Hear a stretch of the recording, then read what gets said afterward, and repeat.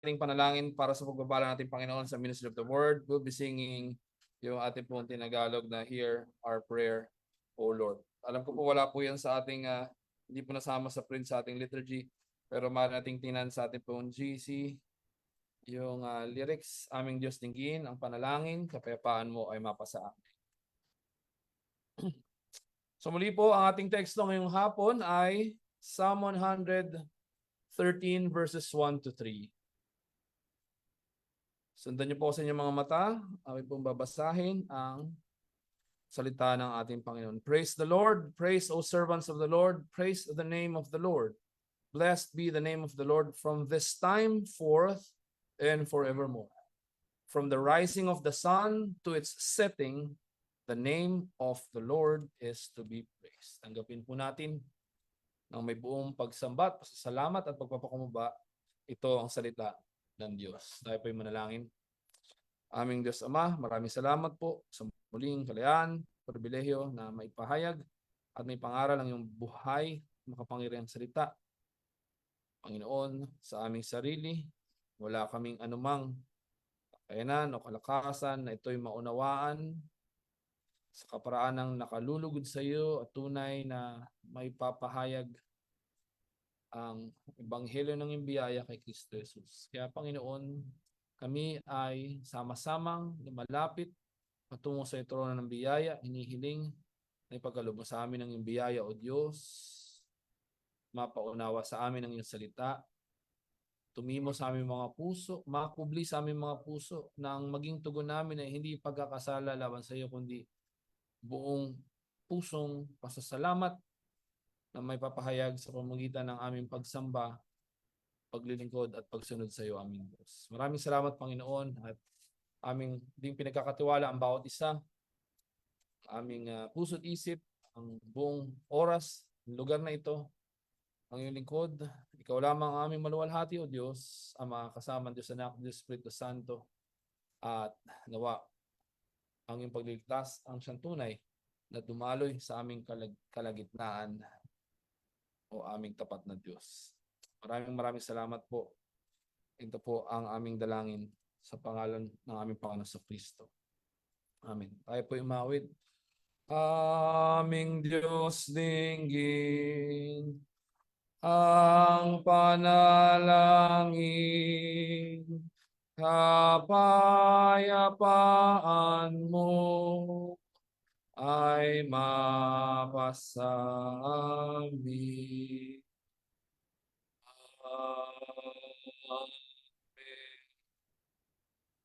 Pray po ating Panginoon.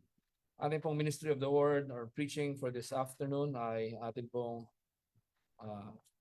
it's entitled, Blessed Be the Name. Blessed be the name.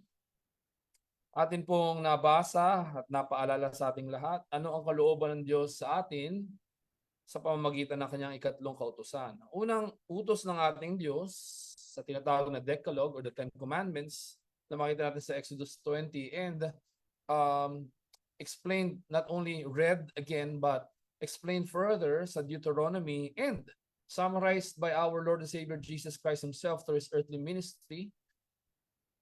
Sa una ay yung wala kang ibang dapat na maging Diyos kundi siya lamang, si Yahweh. Pangalawa,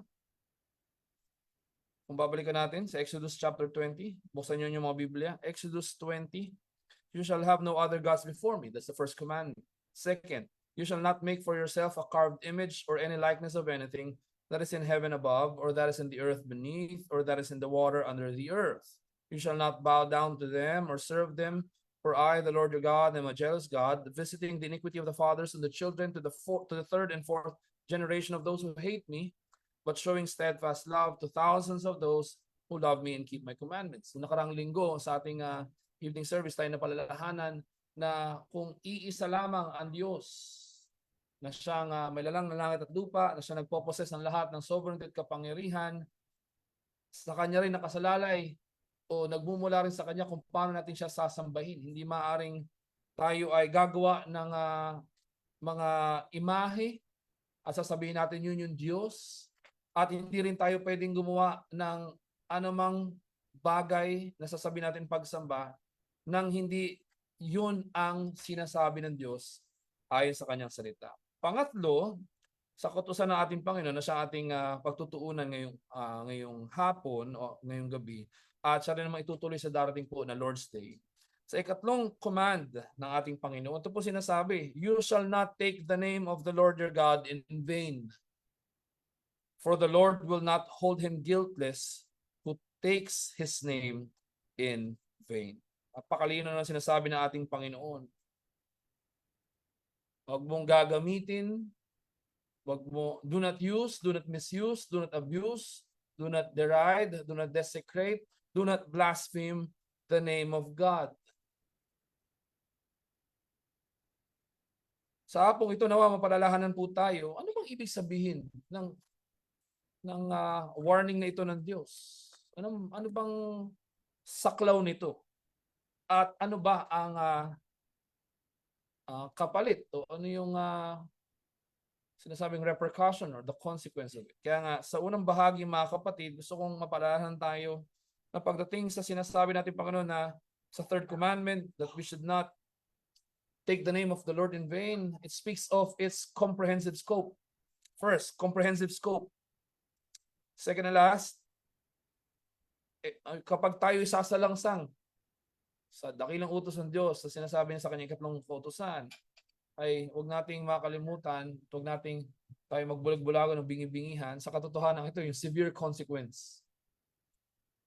Not only the comprehensive scope of this command, but also the severe consequence, or should I say, the severe consequences of disobeying God's command.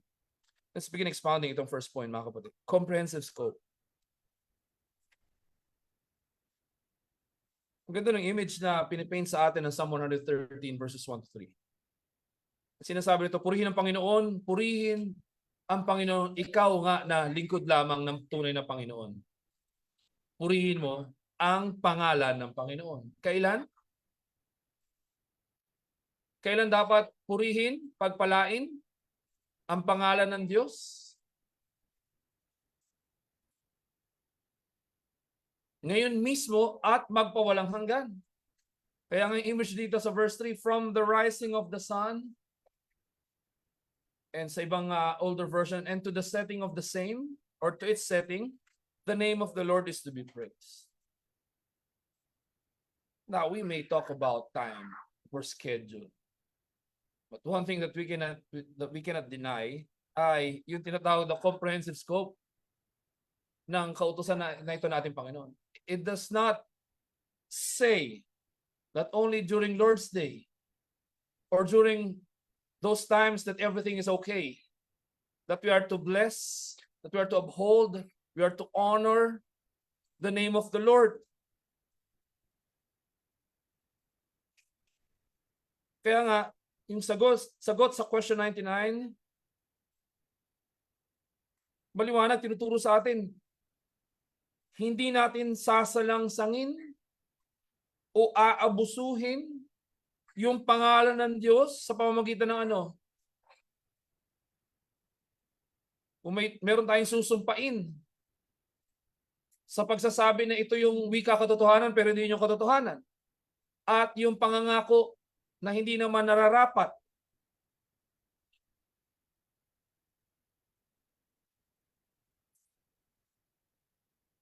If we are going to talk about time, hindi lamang tuwing linggo, hindi lamang tuwing oras ng devotion or oras ng family worship,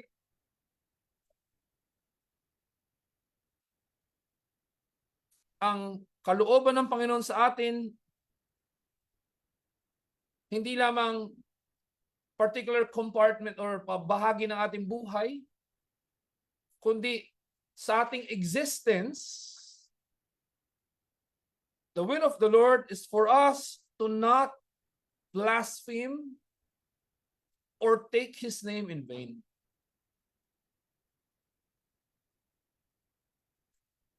Kaya nga, dito mga kapatid, nakasulat in everything we do and say.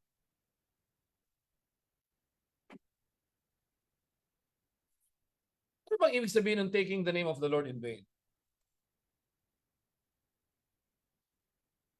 Hindi ibig sabihin na hindi natin gagamitin ang pangalan ng Diyos na kailanman hindi natin mababanggit. Ang ipinagbabawal ng Panginoon ay gagawin natin to rashly. Yung with carelessness. At yung tatatuhin natin to lightly na para bang hindi ito mabigat na bagay. At lalo hindi natin gagamitin yung salita ng Diyos sa kasinungalingan o sa bagay na hindi kapuri-puri sa kanyang pangalan.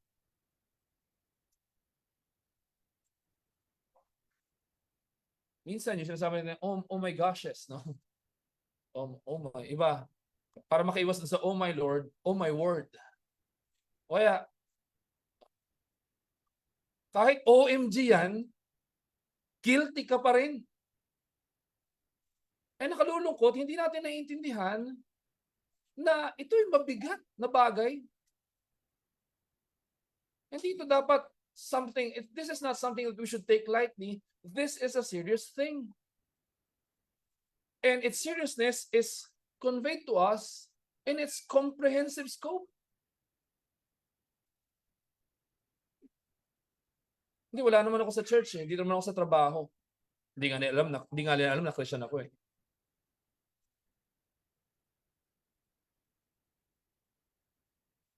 Nung ako'y nasa Amerika pa, narinig ko. Sa mga nagsasabi sila yung mananampalataya, di ko kumpletuhin. No? Pero parang halfway na natitigilan na hindi banggitin yung buong pangalan natin Panginoon Kristo. And saan na sinasabi yun? Sa mga bagay na wala namang kinalaman. Kaya nga, as Ursinus teaches us, to use the name of the Lord lightly is to make use of it as in ordinary talk and conversation. Minsan, of course, ito'y bahagi naman ng napapatawad ng Diyos. Naalala ko nung kami kabataan, minsan kayo nabibiruan, tapos pag wala naman tugon, ang sagot, praise God. Na hindi naman dapat yun yung tugon. That's third commandment violation. Hindi natin naunawaan and say, oh my God. Na hindi naman yun yung dapat na sasabihin. That's violation of the third commandment.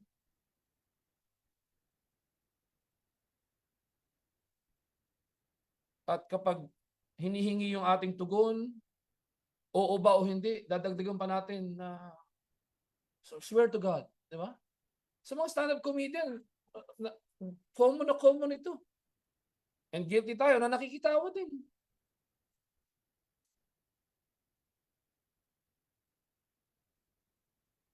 So maraming mga halimbawa binanggit dito sa Ursinus dealing with a number of things kung saan natin nababiolate itong third commandment. Kaya nga, thou shalt not use the name of the Lord thy God rashly. Ibig sabihin, carelessly. Hindi ka rin dapat manunumpa sa ngalan ng Diyos, tapos sasabihin mo ay kasinungalingan. Babanggitin mo lamang, gagamitin ang salita ng Diyos sa kaparaan ng nakaluluwalhati at may buong paggalang sa Kanya.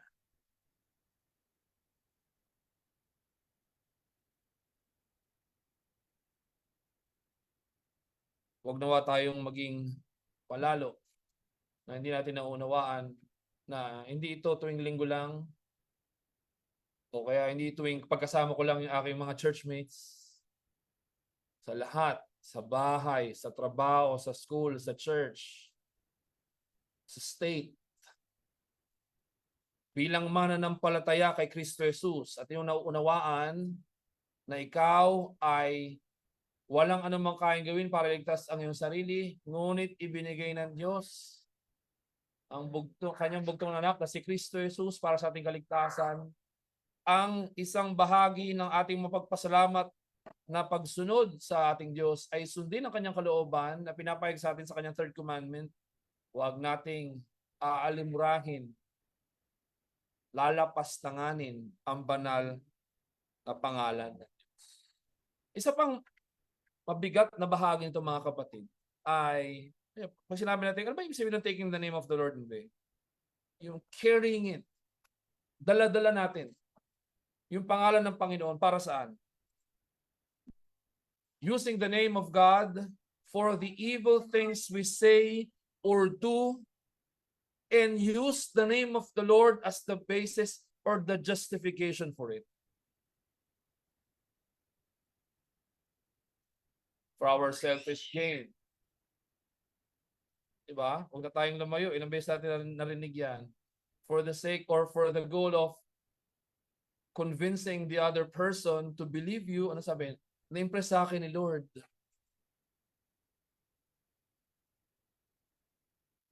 Lahat tayo, in one way or another, sa mga pinanggalingan natin, guilty dyan, no? Alam mo the Lord spoke to me. Sabi niya, para sa iyo. That's blasphemy. That's violation of the third commandment. Bakit? You're using the name of the Lord for falsehood and making it appear na totoo yung sinasabi mo by invoking the name of the Lord. Ano mo sabi ng Panginoon sa akin para sa iyo? It's third commandment violation.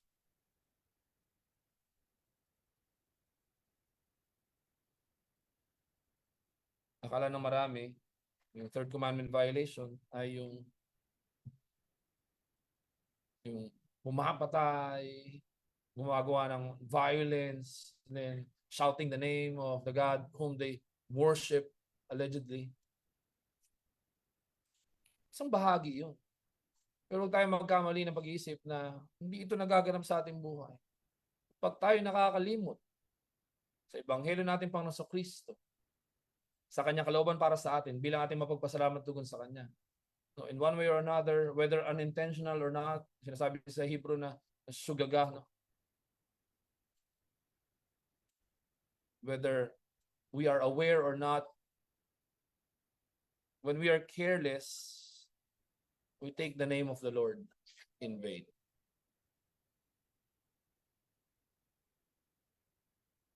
Alam niyo isa pang bahagi ng o isang manifestation ng taking the name of the Lord in vain? Pag tayo ay umaawit sa ating congregational singing, and there's the name of the Lord, and you sing aloud, or whether in a low volume, but your heart is far from it. Naunawaan ba natin? Ano ba inawit natin mga kapatid? Kahit kayo ng umaga. Oh, come my soul, bless thou the Lord thy maker. Pero you're thinking about something else. That's third commandment violation. So the fact that you utter the name of the Lord and yet it is not true to you. That's third commandment violation. Pag sinabing basahin natin, hindi tayo nakatuon, pag sinabing tayo nananalangin, calling upon the name of the Lord, and yet we are not doing it and our hearts are far from it, that's tantamount to violation of the third commandment.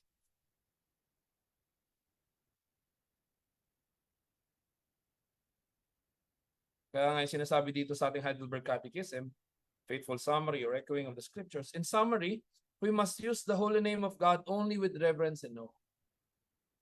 Pastor, di ka naman ginamit sa mura. Binabanggit yung pangalan ng Diyos sa pag-awit pero hindi ka sumasamba sa Kanya.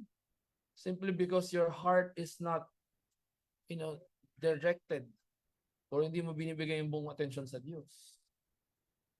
We must use the holy name of God only with reverence and awe. For what purpose? So that we may properly confess Him, call upon Him, and praise Him in everything we do and say. Pastor, pero meron bang rest day or day off dyan? Baka pwede namang isang araw, isang minuto lang. Sa tindi ng nangyayari sa bansa natin, parang pwede natin gamitin yung pangalan ng Diyos to call upon curses upon these people. No? Hindi. Hindi pa rin. Bakit? Kasi dito sa third commandment violation, pinapakita sa atin na yung to use the name of God reverently, solemnly, religiously, and honorably. At kung ating babanggitin ang pangalan ng Diyos, invoke natin ang pangalan ng Diyos sa ating mga ginagawa, sa ating pag-uusap, yun ay dapat naaayon sa kanyang kaluwalhatian. Kaya sabi ni Ursinus, yung goal or end ng third commandment ay i-render natin sa Diyos both publicly and privately that immediate external worship which consists in confessing and praising His name. Pero bago ko makalimutan, itunyo niyo mga atensyon dun sa bago matapos yung first sentence sa answer sa question 99. Paano ba tayo guilty rin sa third commandment violation? Ano sabi? That we neither blaspheme nor misuse the name of God by cursing, perjury, or unnecessary oaths, nor share in such horrible sins by being silent bystanders. Guilty tayo ng third commandment violation not only in our actual act of taking the name of the Lord in vain, but also in remaining silent when we openly hear that the name of our God is being blasphemed. In other words, by doing nothing when God's name is blasphemed. Hindi lang right before our very eyes, but also right before our very ears.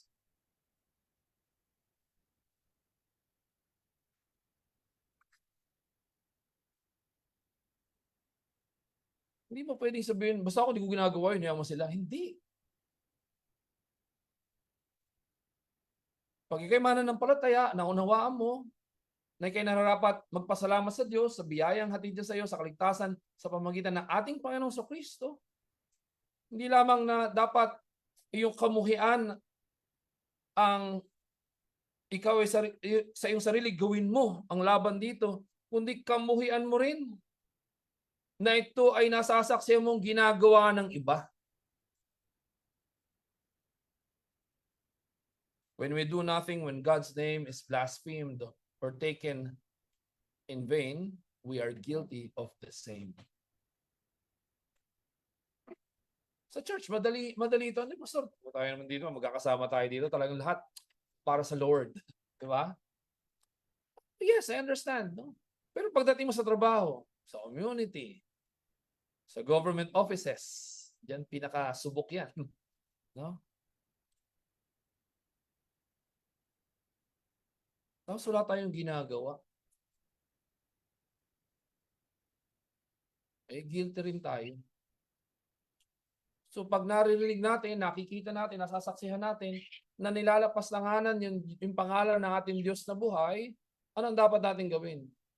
By God's grace, with humility, knowing that apart from grace, you are of the same with those people, tayuan natin yung katotohanan.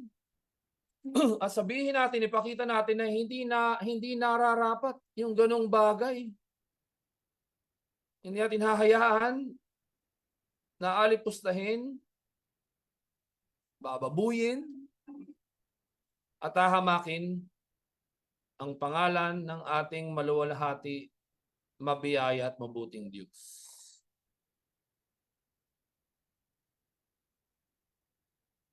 Kaya sa bahay, ito pinakamano, as pastoral exhortation, we understand na nandun yung ating pakikiisa. No, sa ating mga kapatid dito na siya lang, no, ang mananampalataya sa bahay. Pagising mo pa lang sa umaga, third commandment violation. Kakain na lang, third commandment violation. Iinom ng tubig, third commandment violation. Bago matulog, third commandment violation. Of course, nandun yung ating pangunawa. Batid natin, napakabigat na kalagayan para sa isang mananampalataya na siya lamang ang mananampalataya sa kanyang tahanan. Kaya nga, malaking kabalintunaan na gano'n na kalagayan natin mga kapatid na sila lang yung mananampalataya sa kanilang pamilya, tahanan, pagdating pa sa church, yung pa kanilang masasaksihan. Simply because we are careless. Kaya it behooves us. It is sobering for us to be reminded Now when God commanded, specifically in his third commandment, that we are not to take the name of the Lord in vain, let us remember, it must not be found among us. Hindi lamang na hindi tayo mismo yung gumagawa ng laban sa third commandment violation, wag din tayong maging silent participant by doing nothing habang naririnig natin na niyuyurakan, nilalapastanganan ang pangalan ng Diyos. No, don't get me wrong. Hindi sabihin that we will bear arms. May narinig ka, blasphemy, no? We will jump the eschatological gun, hindi tinatawag na intrusion ethics. Ibalik natin yung sinasabi sa Old Testament. No, here we come. Hindi. But by the grace of God, sabi natin, kapatid, kaibigan, so sanang ipaalala sa iyo, iparating sa iyo na yung pangalan ng Diyos na yung binabanggit sa iyong sinasabi kanina na hindi naman nararapat. Yung Diyos na nakakita na lang. Diyos na may lalang ng langit at lupa. At yung Diyos na nagmahal sa atin pagkamat tayo mga kasalanan, siyang gumawa ng kaparaanan para tayo maligtas. Kung ito hindi mo naunawaan sa ngayon, maaari sana pagbigyan mo ko at maibahagi ko sa inyo, ano ba yung ebanghelyo ng Diyos na tunay na nagmahal sa atin at iyong binablaspheme o niyuyurakan sa mga oras na ito. Hindi yung hayaan mo siya, impyerno rin naman. Guilty tayo dyan. Ako mismo. Pero hindi. Hindi sapat na, basta ako hindi ko ginagawa yun. Kailangan, sa biyaya ng Panginoon, kung tayo tunay nagpapasalamat sa Kanya, hindi natin gagawin ito, to take the name of the Lord in vain, at wag din tayong tatahimik na walang gagawin na anuman abang ating nasasaksihan na binablaspheme or dinidespise ang pangalan natin, Panginoon. Bakit? Bakit? That brings us to our second and last point. Yung utos ng Panginoon na thou shalt not take the name of the Lord in vain, hindi lamang comprehensive yung scope. Hindi lang Lord's Day lang, hindi sa bahay lang o sa church lang. Sa lahat ng parte ng ating buhay, sa lahat ng oras. At yung pagsuway, laban sa kautusan natin, Panginoon, ito ay may karampatang severe consequence. Kaya nga sa ating question 100, anong sabi? Is blasphemy of God's name by swearing and cursing really such serious sin that God is angry also with those who do not do all they can to help prevent and forbid it? Answer, yes, indeed. Sa Ilocano, when nga rod, di ba? Yes, indeed. No sin is greater or provokes God's wrath more than blaspheming His name. That is why He commanded it to be punished with death. Of course, pinatutukan dito yung itinalaga ng Panginoon sa bayan ng Israel. Ganun kabigat. Pag yuyurakan mo ang pangalan ng Diyos, anong karapatang parusa? Kamatayan. Now, ito yung isa sa mga bagay na kinapapalaluan ng marami na hindi kumikilala sa tunay na Diyos. Akala ng marami, just because on this side of eternity, you did not face or receive the full recompense of your sin, ay ligtas ka na. No. Kung paanong hindi man makuha ng lahat yung justice on this side of eternity, we can rest assured that justice will be served ultimately in the eternity that is to come. So in the same manner, narinig natin sa pelikula, sa mga artista, sa mga pasikat, sa mga nagpapanggap na mga pantas, sa mga paham na nakapaligid sa atin, sige-sige lang. Blaspheme lang ng blaspheme sa pangalan ng Diyos. Walang patumangga, walang tigil, walang anumang hinahon. Pero ito ating tandaan. Alam natin, marami, hindi man lahat, ginagawa pa ito ng mayroong buong paghalakhak habang hinaalipusta ang ngalan ng Diyos. Pero tandaan natin, the Lord will exact His vengeance, the full recompense against all His enemies, all those who blaspheme His name.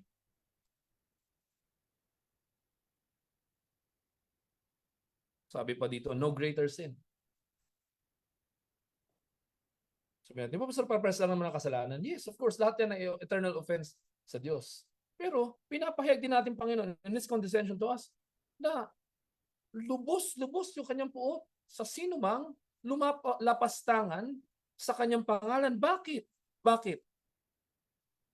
The very name of God, pinapakita sa atin na walang sino man ang makatataas sa Kanya. As I used in preaching this 5 years or 4 years ago, the very name of Yahweh shows us that He is the preeminent one. Let's take for one, yung pangalan ng Panginoon na Yahweh. Yung tawag na tetragrammaton. Diba?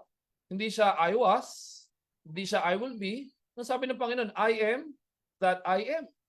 Speaking of what?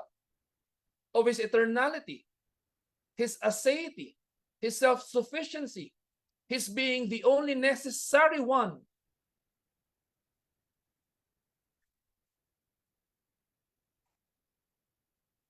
Hindi lang din yun. Sa ngalan ng Diyos, hindi lang sinasabi na siya yung nag-iisang Diyos.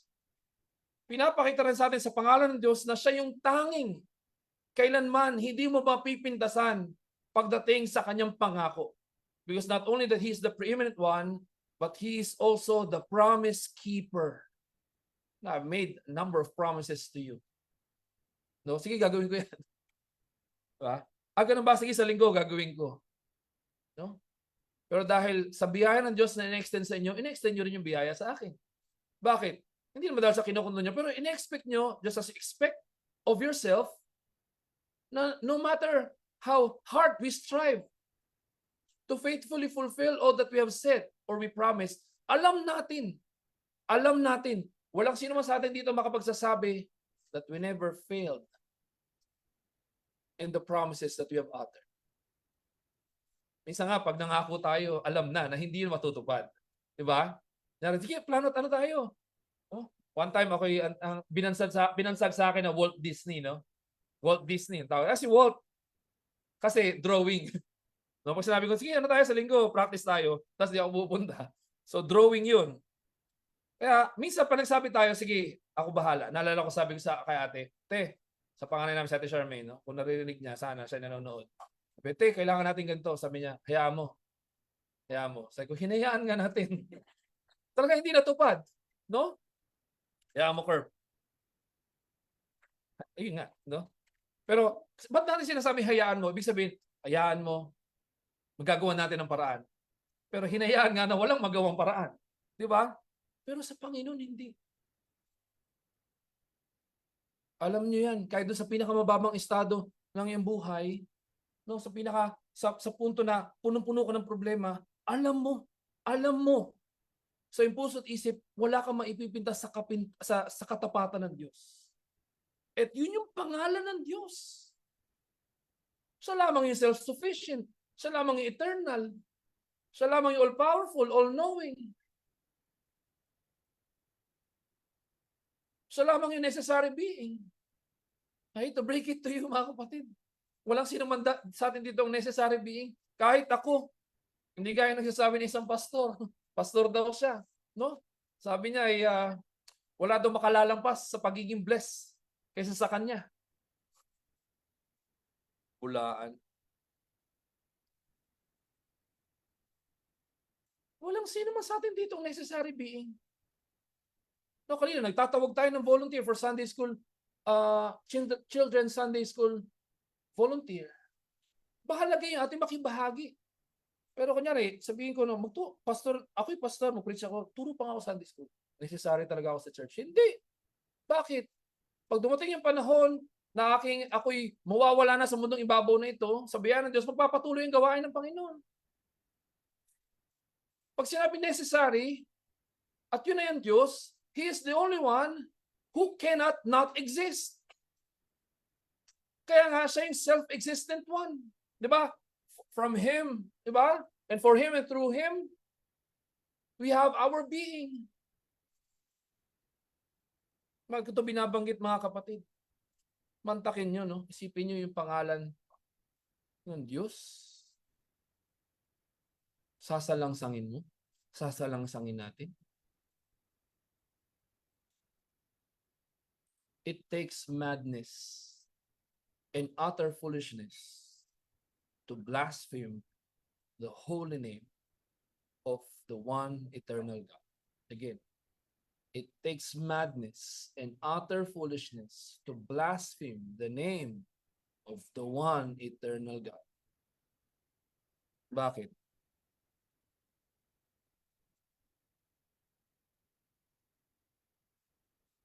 Tayo nga, lubos-lubos tayo na-offend pag napipindasan yung ating pangalan. Pag may mga bagay na nasasabi laban sa atin na hindi totoo, diba? Labis tayo nasasaktan. Hindi totoo yan. Ako may mga linyahan pa na, ibintang mo na sa akin lahat, wag lang yan. Kasi totoo naman. Ayaw natin na nadidishonor yung pangalan natin. Kaya nga kalunos-lunos para sa atin natatuhin natin na maliit na bagay lamang ito.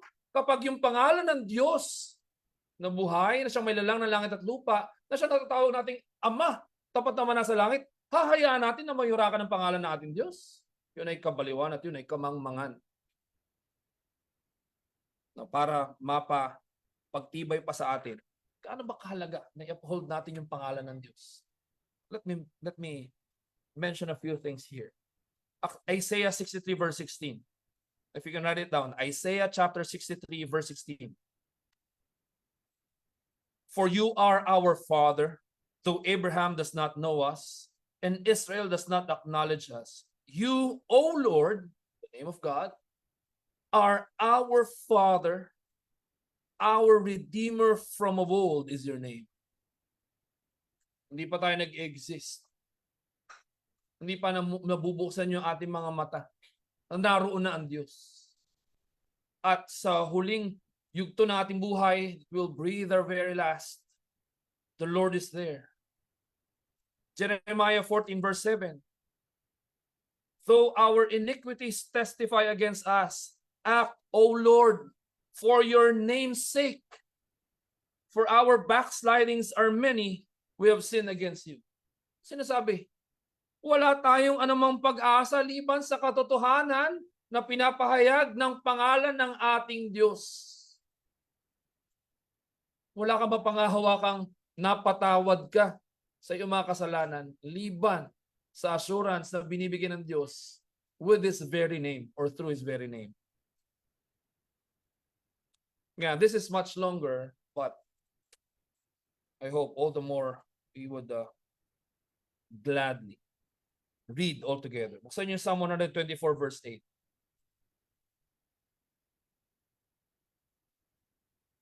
Psalm 1 hanggang verse 8. Psalm 124 verses 1 to 8.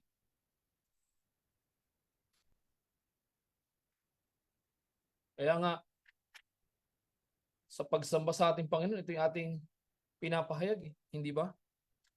Psalm 124 verses 1 to 8. If it had not been the Lord who was on our side, let Israel now say, if it had not been the Lord who was on our side when people rose up against us, then they would have swallowed us up alive when their anger was kindled against us. Then the flood would have swept us away. The torrent would have gone over us. Then over us would have gone the raging waters. Blessed be the Lord, who has not given us as prey to their teeth. We have escaped like a bird from the snare of the fowlers. The snare is broken, and we have escaped. Our help is in the name of the Lord, who made heaven and earth. Sa pagpapatuloy, ano ba ginawa ng Panginoon na pinapayag sa atin na may kinalaman sa kanyang pangalan? Number 6, verse 27. Anong pangako ng Panginoon? Hindi lamang sa Israel, kundi through Israel, for the whole church, which includes the people of God in Israel. Numbers 6:27, so shall they put my name upon the people of Israel, and I will bless them. Deuteronomy chapter 28, verse 10, and all the peoples of the earth shall see that you are called by the name of the Lord, and they shall be afraid of you. Isaiah chapter 43, verse 7, sa pagpapahayag ng katotohanan ng Diyos sa atin, ang sabi, everyone who is called by my name, whom I created for my glory, whom I formed and made. Now in all these things that I'm reading, naman maging malinaw sa atin, ganun na lamang pinapahalaga ng Diyos ang kanyang pangalan, yung kanyang karangalan, bilang nag-iisang Diyos. At sa kanyang kalooban para sa atin na huwag nating salangsangin o yurakan ng kanyang pangalan, kalakip nun yung pangako na dahil sa kanyang pangalan, ano ang ating tinanggap? Dahil sa kapahayagan ng kanyang sarili, sa pamamagitan ng pagpapahayag ng kanyang pangalan sa atin, sa pamamagitan ng kanyang pakikipagtipan sa atin at sa kanyang biyaya, ano ang tinanggap natin? Wala tayong ibang tinanggap mula sa Diyos, kundi pagpapalang sagana mula sa Kanya. Kaya, kabalintunaan at kahibangan, kahangalan na ang ating isukli ay lalapastanganin natin yung pangalan ng Diyos na sa pamamagitan ng kanyang pangalan, hindi lamang tayo itinayo, kundi binuhay at pinagpala ng mga bagay na kailanman hindi mananakaw ng sanlibutan na ito. Kaya ganoon na lamang yung pagtawag sa atin dito, mga kapatid. And in closing, let me remind you of this. No? You have heard when it was said. No? Of course, hindi ito yung sinasabi ng Panginoon. You have heard when it was said, do not bite the hand that feeds you. Tama? Huwag mong kagatin yung kamay na nagpapakain sa iyo. It's a proverb na totoo sa lahat ng bagay. Do not bite the hand that feeds you. However, let us also not miss this stern warning. Do not deride, nor despise, nor desecrate the name of the one whose name is the reason that you live, let alone that you exist. Again, kung ating ina-uphold yung katotohanan na do not bite the hand that feeds you, lalo nating dapat mapagtibay sa ating mga puso at isipan ay sa biyaya ng Diyos. Huwag niyong ma-miss itong stern warning na ito, no? Do not deride, nor despise, nor desecrate the name of the one, our God, whose name is the very reason that you live, let alone that you exist. Hence, in all our words and works, in obedience to God's command for us, specifically through the third commandment, let us revere the one triune God in His glory and goodness as very bearers of His name. Kaya nga, pagbabalik tanaw, sa biyaya ng Diyos sa atin, as we look back sa ating pag-aaral sa Heidelberg Catechism, question 32. But why are you called a Christian?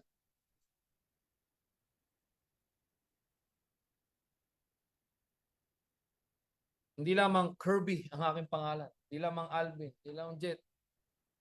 Sa biyaya ng Diyos, ang ipinangalan sa atin, the name that we bear, or that we are so named by the very name of the one whom the Father sent to us for our salvation eternal. That's the name of our Lord and Savior Jesus Christ. Despise not the name of the Lord. Instead, devote yourself to the upholding, to the honoring, and to the glorifying of the name of our Lord and Savior, Jesus Christ. Tayo po'y manalangin. Aming Diyos, maraming salamat sa iyong biyaya para sa amin, sa